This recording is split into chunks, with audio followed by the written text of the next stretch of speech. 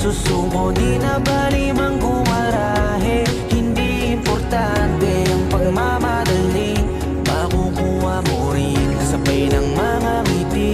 Hayaan mo na yung mga puro lang salita, walang makakapigil lalo kung meron kang tiyaga. Maniwala ka lang, panahon lang din yan, makakarating ka din sa tamang daan.